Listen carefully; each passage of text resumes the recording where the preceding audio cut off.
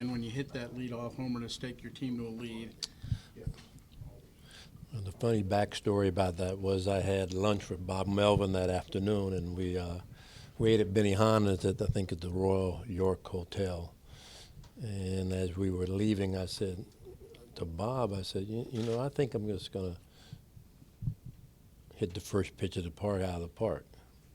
And he laughed at me, and legitimately so, because I didn't have a good track record off of Todd Stoudemire, and lo and behold, he throws me that first pitch, and I hit in the second deck, and I come into the dugout, and he's just shaking his head.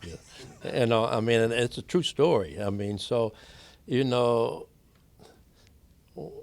even when you look back at that 30 years later, what you realize is it probably happened too soon because the crowd was still coming into the stadium, and a lot of them probably didn't see it, so they weren't as stunned by it as those that were there. But it was an exciting moment, nevertheless. That team in general, though, I mean, when you think about,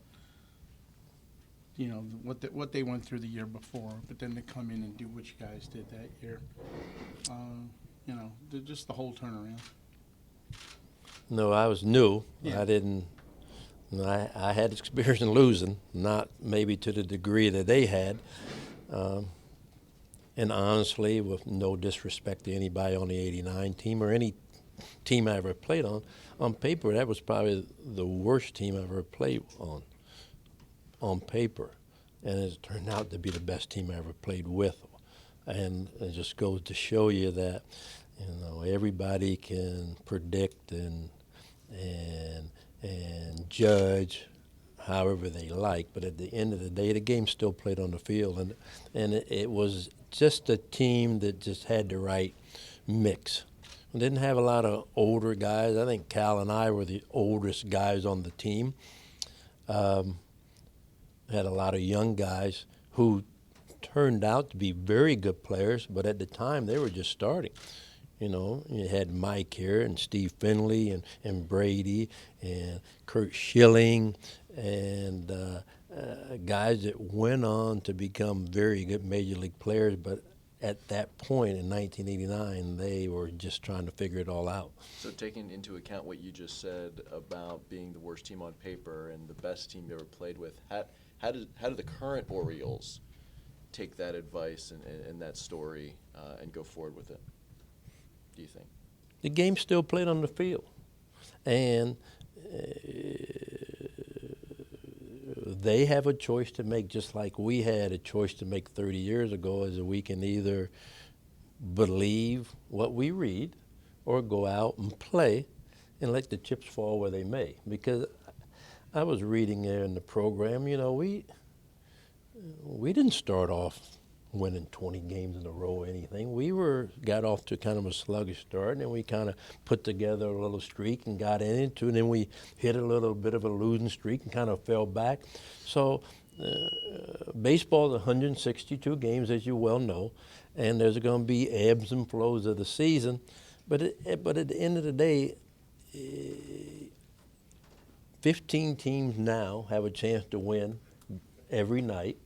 And you show up and you play and you try to put yourself in a position to win as many games as you can. I like to say, though, and I was just talking to a couple of the guys, one of the biggest games that we had here in Baltimore, and again, even looking back at it today, you don't know what might have happened, is there was a game against the Yankees here in Baltimore.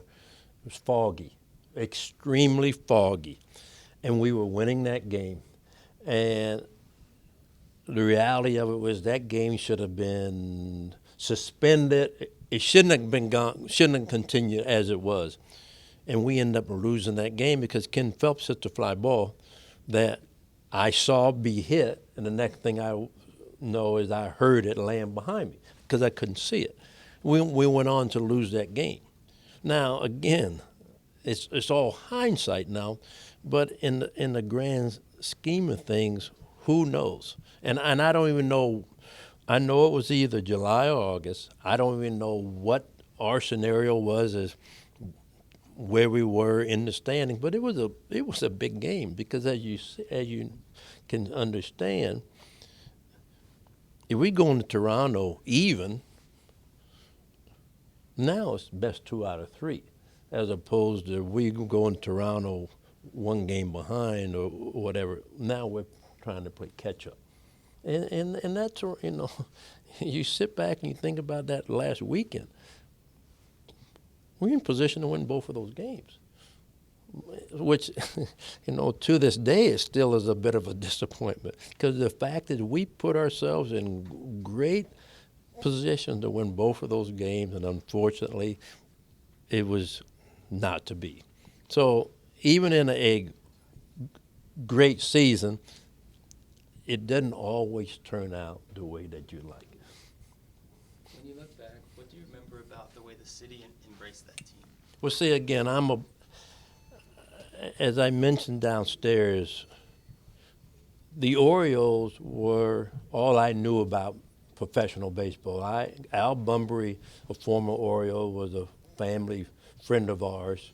My dad coached him in college. He taught me when he was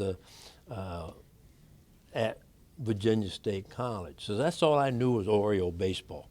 That's how I learned. I used to use Oriole bats when I played in high school. I used to wear Oriole cleats when I played that's all I knew. So when I got the chance to come here, I knew what I was coming to. I mean, Baltimore is a good city who likes their sports teams. And in spite of how the '88 season went, as soon as we started to catch a little bit of momentum, they were all in. They were all in Memorial Stadium. And Memorial Stadium, to me, was a special place to play. It was a very special place, and we played well there.